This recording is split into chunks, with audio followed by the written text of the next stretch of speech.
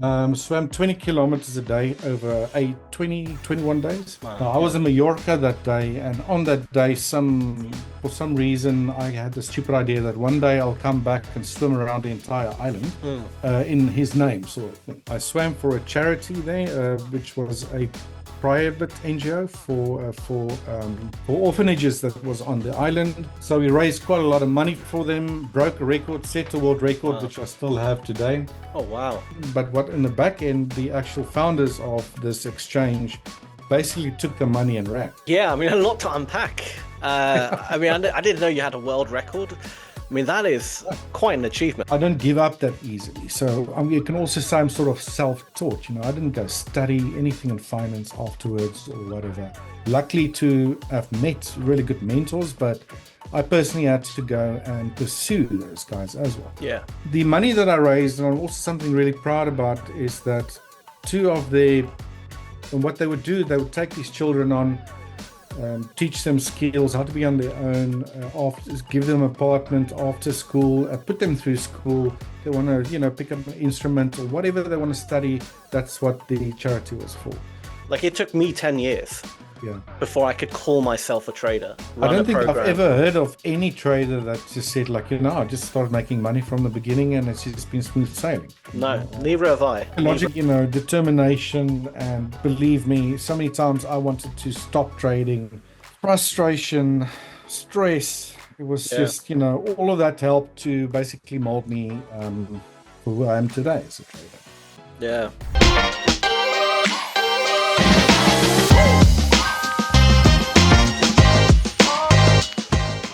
Hello, everyone, and welcome to another Hola Prime podcast. Today, I'm joined by one of our trading coaches, Richard, who I'm sure the viewers are aware of. Richard, how are you doing today? I'm great. And yourself, Sam? Thank you very Yeah, much. I'm good as always. Good as always. So, Awesome. I guess in this podcast, we're going to be taking the viewers a glimpse into, I guess, your history, your trading journey, Yeah.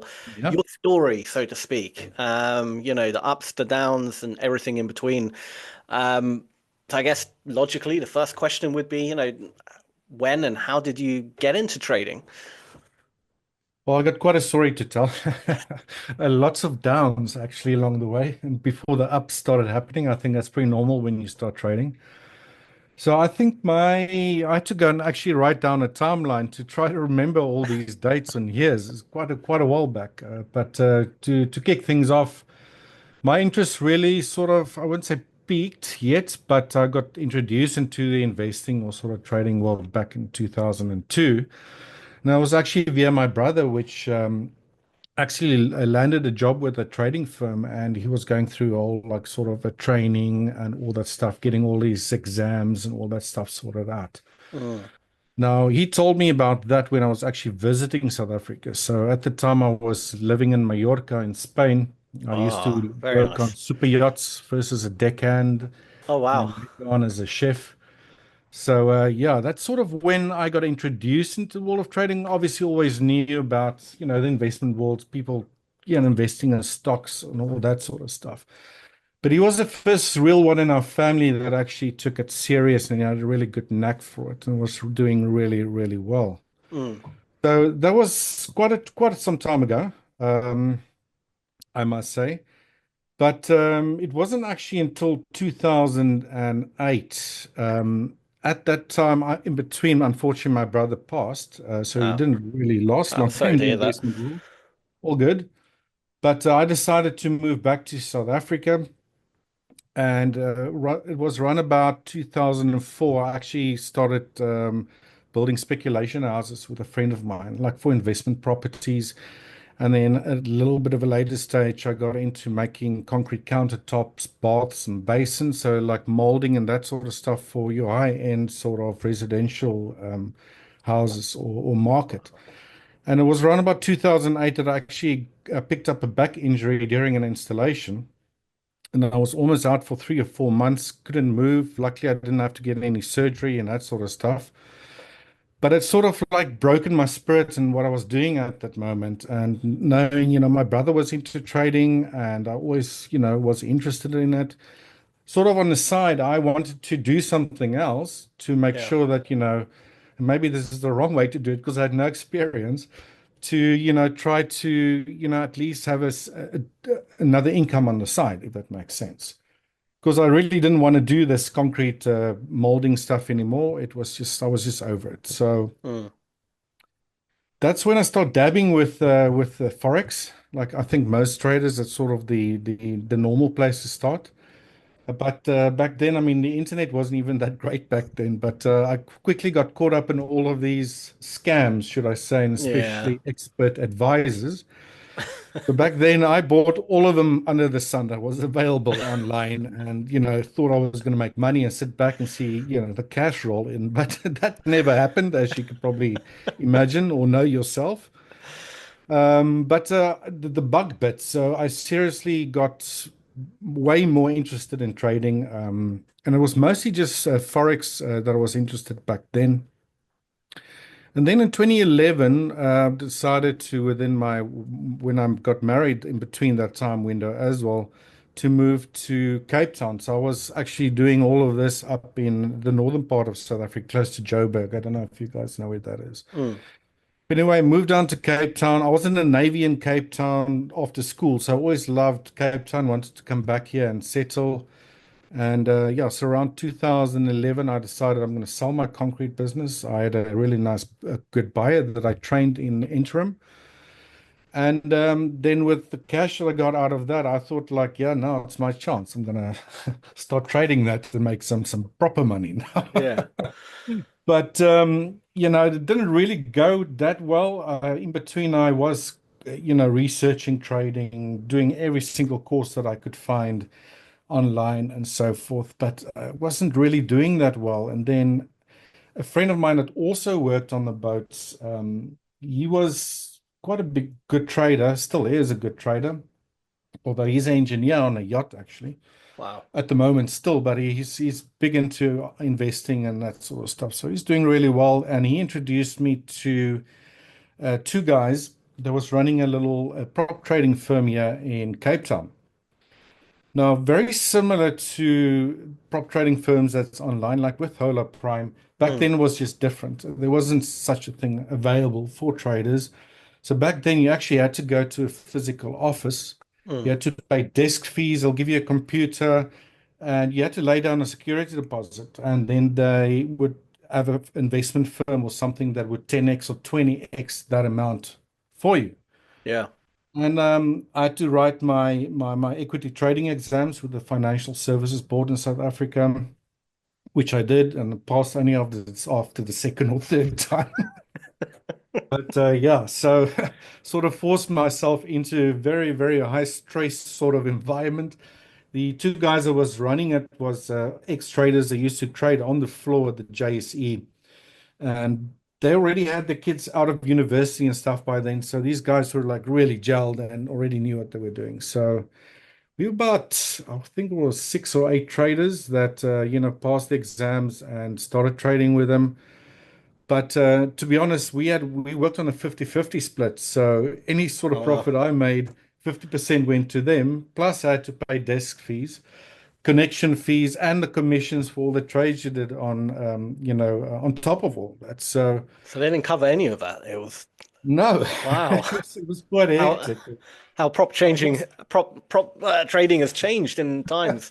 It has changed, but Yeah. believe me, that's sort of how it was back then. But anyway, it's sort of thrown into the deep end there.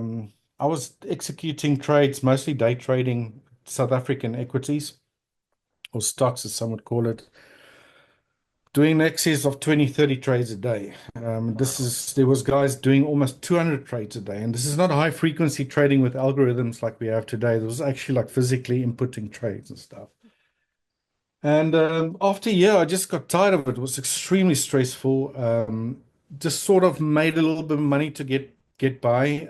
This after all those fees you had to pay as well. Mm. I just decided, no, I can really go and do this on my own. And when was it? Like a year after that, around about 2012, I decided that's it. I'm gonna do my own thing. Oh, sorry, it wasn't 2012, actually 2013, sorry. So I joined them in 2012. So bought myself three nice big screens, a powerful PC, and decided, didn't really like the South African trading or the stocks or the equity so much. So I wanted to get into trading stocks on in the US markets, and also had an interest in futures back then. Got Yeah. introduced to futures because we also have futures on the South African markets here, on the exchanges here. So I thought I was going to go at it alone, but I had a plan. I've already through those guys that sort of mentored me a little bit, gave me a good taste of what trading is about and the stresses and stuff that can come with it. They introduced me to a guy that called Alan Parry, basically Sol. I think he passed a little while ago, but Mm. he taught me how to trade options, and it was mostly commodity options on the future Right. side. He even went as far as programming his own standalone software, which we used to analyze options, best strategies to use under which sort of volatility conditions, and that sort of thing. Very, very smart, brilliant guy. Um, a real no bullshitter. So if you wanted to ask him something, you had to know your story. But in the end, I've done a course with that guy. And yeah, I started then getting really proper, consistent sort of results, especially with the option side of things. But because they were on futures as well, if I could see a trading opportunity on the underlying, which would then be a futures, I would trade that. And mostly be in crude oil. The ES now and then didn't trade options on Nasdaqs. A lot of options I trade on the agricultural side, like your wheat, soybeans, basically anything that the program with data that you're to purchase could like identify proper, sort of opportunities in the markets to trade with options, Mm. then I would trade that. But I don't know if you've traded options before. It can be quite boring, which is also probably the wrong way to say things.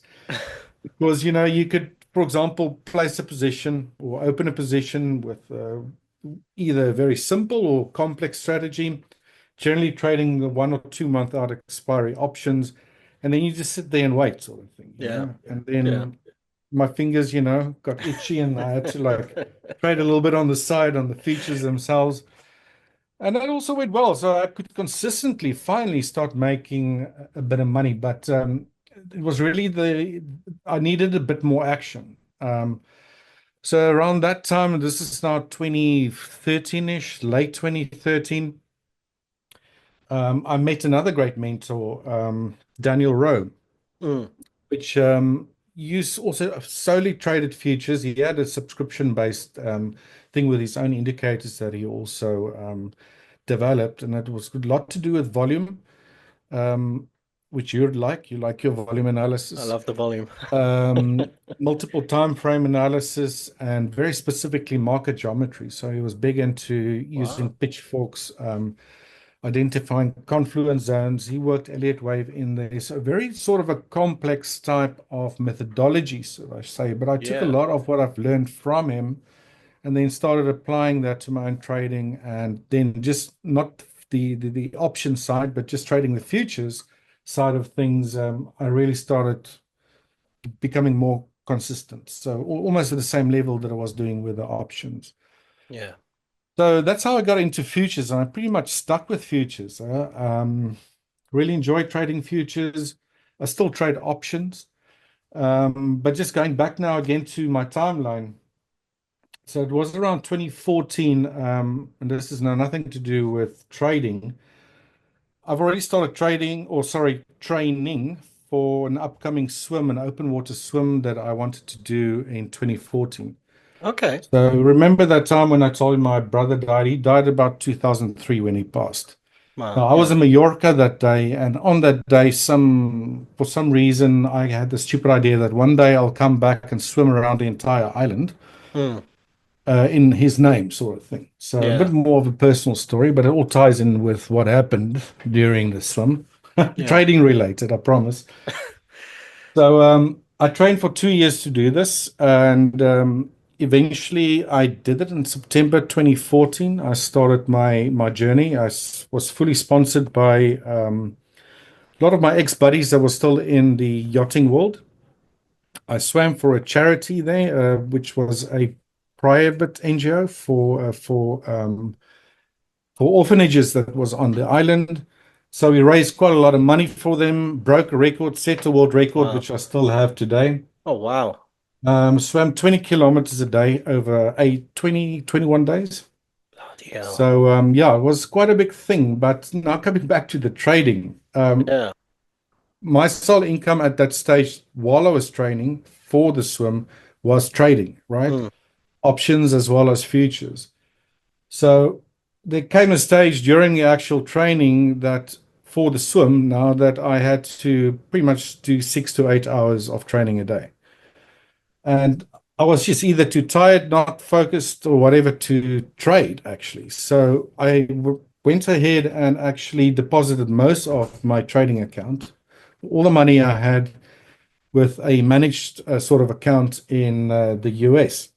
mm, So they could like do more short-term side, a bit more higher risk type of strategies, trading on your behalf, so at least your account could still grow, right? mm.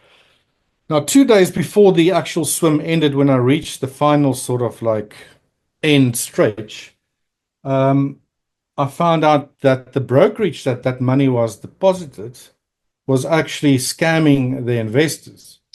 This is now nothing to do with the actual guy that was managing the Yeah. account. They were basically using a sim trading platform where Mm, people thought they were trading. mm.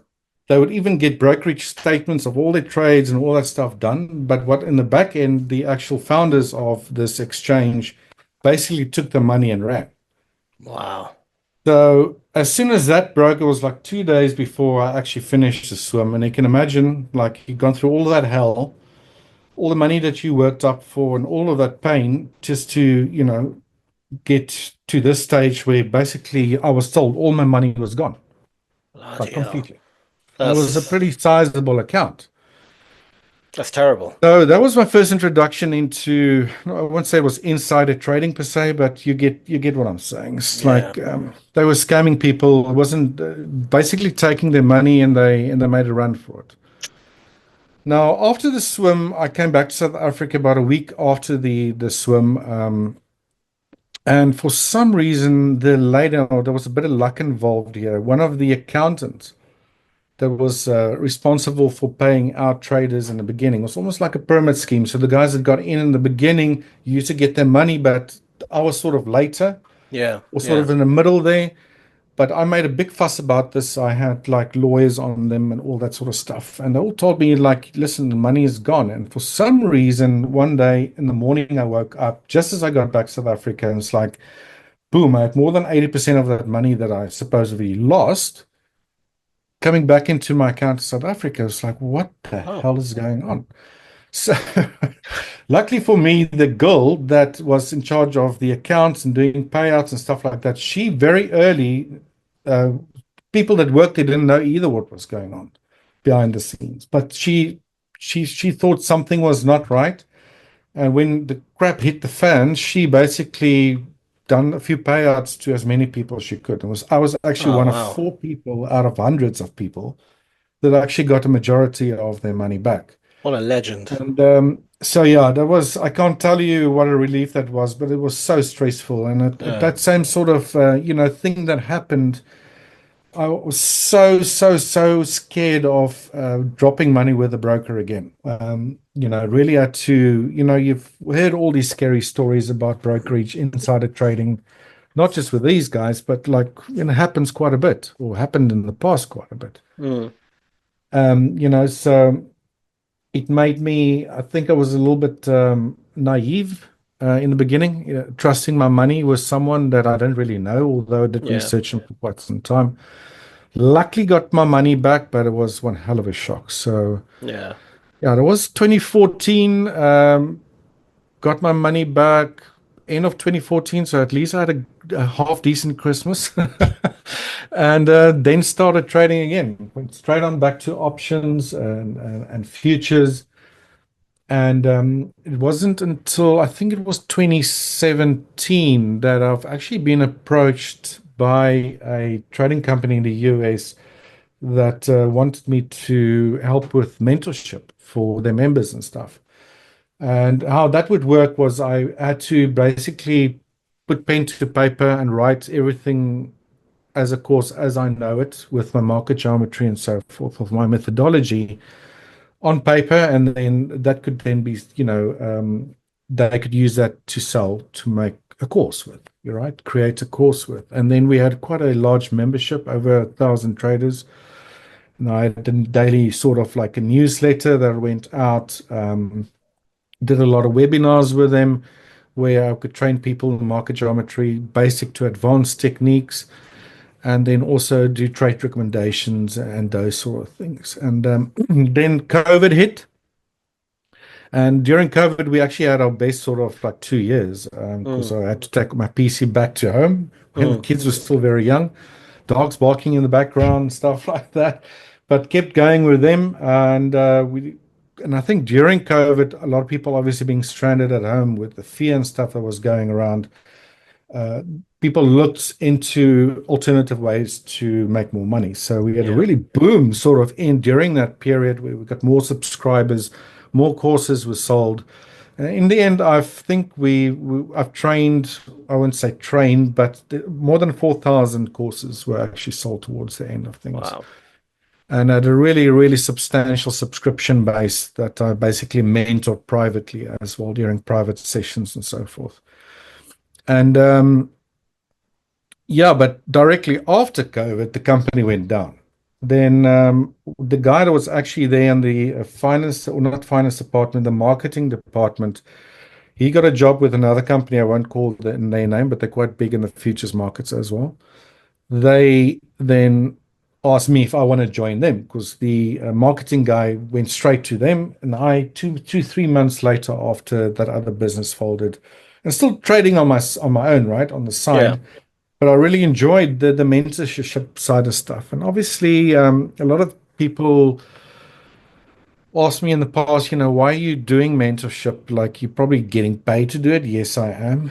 But to be dead honest with you, my trading consistency has actually become way better working with something on the side, getting a little bit of additional income than solely relying on trading yourself. It Yeah. just takes that stress off your shoulders. Yeah. To solely rely on making money or for your daily bread and paying your rent and running a family and all that stuff just by trading can be extremely, extremely Oh, stressful. a million So percent. Yeah. And yeah, not there only was that, last year, when was it? July or August, that company folded, and then it was Mega from Hola Prime that reached out to me. yeah, I think it was November, December last year, and there I go again. Now I'm with you guys, and that's pretty much the whole story. that's incredible. That's incredible. I mean, Yeah, what a story. I mean, from start to finish. Well, it's not finished, it's ongoing, obviously. But yeah, I mean, a lot to unpack. I mean, I didn't know you had a world record. I mean, that is quite an achievement. I know, it's not directly trading related, but that is, I think, probably something really amazing. And not many people can say, I hold a world record, especially for something as yeah, physically yeah, as demanding as swimming. yeah. Around the whole of Look, I've got a swimming background. I had my junior Springbok colors, which are national colors, when I was still at school. yeah, But I sort of like did not swim until after my brother and all of that. It took me 11 years to actually do the swim, and it was always at like a barbecue or a few drinks that I always tell everyone the same story. I'm going to do the swim one day. It took yeah. me 11 years to actually do it, with obviously 2 years of prep, practicing for this or exercising for it properly and getting the right mindset. But yeah, I eventually did it. Yeah, very For a proud of really that. good cause as well. I mean, Yeah, you mentioned orphanages for orphans, sorry. Um, yeah. yeah, Oh, that's a heartbreaking story in itself. So I don't know if you know where Mallorca is, Spain's I've biggest island. I know Mallorca. I've never actually been though. Yeah, Yeah, so Ibiza is probably the one that everyone knows, but Mallorca is the bigger one of the Illes Baleares, the islands that form part of Spain. So the foundation I was swimming with that helped me with getting my paperwork done. I couldn't just get in the water and swim. We had to sometimes pass through shipping channels. Big sure. cruise ships had to be stopped, stuff like that. I had to have a support boat. I had a crew that was following me the whole time. I had to adhere to very strict laws to actually get the record in the end. But anyway, that's diverting from what I'm saying. The charity is a non-profit charity aimed at children who was pretty much left on the island by their parents on vacation. Wow. I didn't Which even is, know something like that happened. I yeah, even think that it's was a called, thing. yeah, That's it's called the insane. Alan Graham Foundation Charity for Kids. Wow. And the money that I raised, and I'm also something really proud about, is that two of the, and what they would do, they would take these children on, teach them skills, how to be on their own, after, give them apartment after school, put them through school. They want to, pick up an instrument or whatever they want to study. That's what the charity was for. Hmm. So then two of the top students, basically, one was a Russian guy, or was he a Russian? Yeah, and one was a girl from France or something like that. They wanted to go study. The one wanted to do dramatic arts, and the other one wanted to become a lawyer in Madrid. So basically, the money that I raised put them through university. That Wow. was my choice. Yeah, I mean, that's incredible. Like yeah, genuinely hats off to you. That is no, yeah. honestly, I mean it. Like that's genuinely incredible. And that must make the feeling you must have got knowing that you helped, Yeah, two yeah. people, drastically change their lives. Mm, Um, yeah, I mean, that's truly incredible. yeah. Um, Thanks. but yeah, wow. I mean, what a story you've had. Yeah, I know we've spoken quite a few times, but this is the first time I've really heard your story, you know. Um, Yeah. so it's just amazing to hear it. The different twists and turns you had, like just the fact that you got scammed by this the company that managed your money, they got scammed by a As well. broker. Yeah. And but there was one person within that company had a moral compass who was aware and did something, to help, you get your money back, or at least 80% of it. Yeah. Like So like extremely lucky. Extremely lucky. I think if that money was gone, then it would have been the end. I mean, back then, there wasn't such a thing as you guys, Hola Prime, or I think Top Step Traders started way later than that. I can't remember when, but they were sort of the first.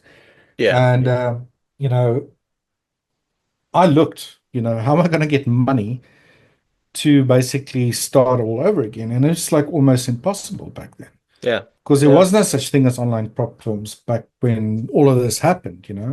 yeah, So yeah, I think to all the viewers and those listening in here, it's just such a great avenue that you can pursue to actually, get going with trading. I mean, there's yeah, lots of things like tenacity. I'm a very sort of I don't give up that easily. So you can also say I'm sort of self-taught. I didn't go study anything in finance afterwards or whatever. Luckily to have met really good mentors, but I personally had to go and pursue those guys as well. yeah, So yeah, with the advent of prop trading firms and how that's actually obviously exploded onto the scene, it's such a great opportunity for beginners traders or even those that do not have big accounts hmm, to actually get into trading again. And if they can be proven consistently successful or profitable, it's such a great way to make money with trading yeah. No, I without absolutely laying up agree. that upfront capital, right? Exactly. Like even with me, when I first started trading, I worked for a prop firm company, or a trading company in London. And technically they were a prop firm, but it was, similar to what you explained. You had to do, you had to get trained by them Yeah. at their actual trading floor, go through, a rigid, at least 6 months of training, every day. It's like a job, you had to do it. Yeah. And then eventually, if you passed and became good in a simulated environment, they would give you the capital. So, like, the Yeah. barrier to entry was, and you had to pay for that as well. That wasn't Oh, for free. sure. Yes. Like you had to pay a lot of money up front to get Yeah. that opportunity. And now, like with the modern prop firm, like Ola Prime, like how we do it, and other firms as well. But like, it's never been easier in a strange way for people. For Like the sure. tools are there and they're only getting better and better. And we're living in such a wonderful, especially I think for the trading world. We're living at such a wonderful time where you can have, the best tools, equipment, and opportunity at your fingertips, where you just Yeah. couldn't have that back in the days. Like the No. barrier to entries was so hard. Um, Look, I remember trading when I was at home. This was just after that swim. We didn't have fiber network installed close to where I was living right. either. I had to trade off the old ADSL lines, and the max we could get was like 10 megabytes downloads per Oh. second, and upload was even slower. And if you in a household reached 10 megabytes a second, everything would just like collapse. And it's like, and I day traded futures doing that as well. So Ugh. it was a struggle. But all of these things I think is really good. Good curve lessons, a learning curve to actually mold you into the trading person that you've probably been through a lot of issues as well.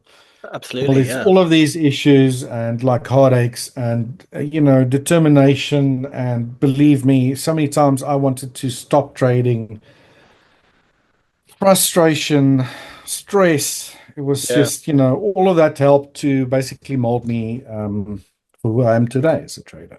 Yeah. And I think ultimately that you need to learn. I think people learn by pain. Yes. Sadly, as sad as it sounds, people do learn from pain. There's a reason pain exists, physically and mentally or emotionally, if you because physically, of course, if you put your hand in fire, you're gonna learn, ow, that didn't feel good. I'm not gonna do that Yes. again. And Yeah, same emotionally as well. absolutely. You have to learn from the pain, and that's sadly how we as human beings learn the best. Yeah. So every trader's story always Hmm. has similarities. The pain that you've gone through to get where you are now, there is no just, shortcut where you can 100%. just I run a don't think I've program. ever heard of any trader that just said, like, I just started making money from the beginning and it's just been smooth sailing. No, neither have I. Neither Logical have I. aspect, obviously, also massive role. And that just, develops with experience, like you said, and that comes from pain, Yeah, unfortunately. But, to anyone listening, the pain is a normal part of this. As long as you learn from it, try to be better yourself. Never stop learning. Um, Trading world doesn't have any place for egos either. So you yes, need to you need to really get the psychological aspect nailed down as well, and that absolutely. willingness to keep trying. Yeah, the And it's determination. 100% to fail, and you're going to blow an account properly. Just stand up and do it again. Yeah, no, absolutely. And I think it's a testament if you can do it despite starting at a time where it was arguably a lot more difficult to become successful in trading, right? If you could do it, then someone today who's starting out can do it. Like we both agree, it's easier than ever before. Absolutely. So I you think it have can actually be fast tracked much faster oh, a than million what it percent. is. Like it took me 10 years Yeah. before I could call myself a trader. And I'm sure Yeah. there's people before me who started, in the 90s. It took them 20 years, maybe, Yes, because there was less information. They didn't really even have the internet, so to speak, right? absolutely. Um, so But yeah, things constantly change as well in a trading world with the advent of computers, algos, all these sort of things that we exposed to now, and the speed of our tech is growing. Because just a quick story to elaborate a little bit on when we started trading, how difficult it was. If you take the two guys that was running that prop firm, they worked on the trading floor in the JSE, and they were raking it in. I mm, think probably back then they had a bit, they knew on the inside when you're on the floor, they knew when something was going to go up. They were in it, And then when I think I've seen the guys after I left that prop trading firm once here in a botanical garden when I was taking the family for a walk Sunday. So, hey, check this guy out. How are you doing? We always stayed good friends, and asked him if he's still trading. I said, he just can't do it anymore. It's just like, back then in when was it, 2012, these guys were already pretty old, kids out of school, as I mentioned. So things have just changed too much for them. I don't, you need to adapt as well with that change, and otherwise you're Yeah. going to be left behind. Yeah. So that was also something interesting to see. Our guys that made their fortunes, like literally living in palaces almost, now just not doing the same thing. Retired, but just don't want to do it anymore, Yeah. which is I guess the crazy. hunger's not there as well. Yeah, If once you've hit a certain level, I think, and you get a certain age, I yeah. mean, obviously, I'm not talking from experience here, but I do think the hunger goes, to a certain degree. I feel like with myself as well, the hunger has reduced a bit. When I first started, I was a lot more hungry, eager to get in the market. Now I'm much more, uh, you know, I might not have to trade today. It's fine. Like I can take a Yeah. day off. It doesn't kill me to not be trading right now. Yeah, same here, but I still like check the markets on my phone if I'm not at Yeah, the trading desk. If I miss a day, it's not the end of the world. But I think what it's done is it gives you a bit more like holds back the reins the older you get. I don't have to go and trade. yeah, I'm become way more patient. If things don't set up the way I like it, that I'm comfortable with, it's outside my comfortable zone, then I don't trade. And that's 100% fine with me. When in yeah, the beginning, it's like you sit at your PC or your laptop, things are not lining up, and then you go force a trade. And just to trade because you want to trade is also a big mistake a lot of traders make. So yeah. luckily, I don't do that anymore. Yeah, 1,000,000%, 1,000,000%. But wow, I mean, what a story. I think the viewers are gonna. I think it's important as well for the viewers to, know their trading coach, know the background. Because Hmm. at the moment, you're just Richard, trading coach. But who is Richard? And I think this podcast has explained, the ups and downs you've gone through. You're a human being who actually went through what I would say is quite a hard journey, a very difficult journey. I think more difficult than a lot of people. Yeah. Definitely more difficult than mine. I would say I don't have anything close to the experiences you've gone through. Well, I Mine's wish it been wasn't that bad, but it was. mine's been pretty mediocre. Had a few ups and downs, but nothing too terrible. When are we going to listen to your story? Oh, it will come out one day. One day, Yeah. someone maybe you can host it. Maybe you can I interview me. can. I definitely That'd be will. great.